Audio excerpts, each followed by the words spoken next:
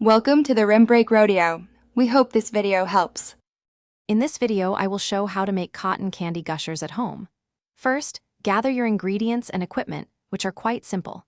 We'll then walk through preparing the liquid center, ensuring it's ready to be encased. Next, I'll guide you on how to expertly wrap the fluffy cotton candy around your fruity surprise. Finally, we'll discuss the best way to enjoy these delightful, homemade treats. Get ready for a truly unique and sweet experience. To begin, you'll need just a few key items. For the gusher center, grab about 1 cup of your favorite fruit juice or a thick syrup. Think about a vibrant flavor like strawberry or blue raspberry.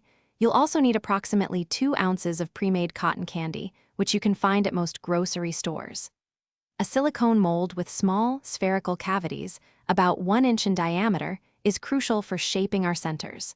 And of course, a freezer is essential for setting them properly. Now, let's create that exciting liquid center. Take your chosen fruit juice or syrup and carefully pour it into the small, spherical cavities of your silicone mold. Fill each cavity almost to the top, leaving just a tiny bit of space.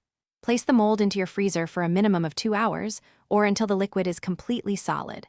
Once frozen, gently pop out the small, firm spheres. Remember to work swiftly to keep them from melting before the next step. Finally, it's time for the magic of assembly.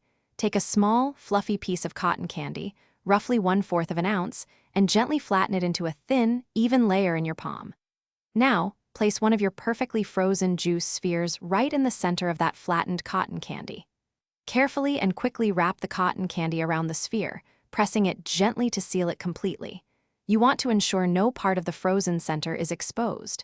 Enjoy your delightful, homemade cotton candy gushers immediately for the best experience. Thanks for watching. Consider subscribing if we helped you.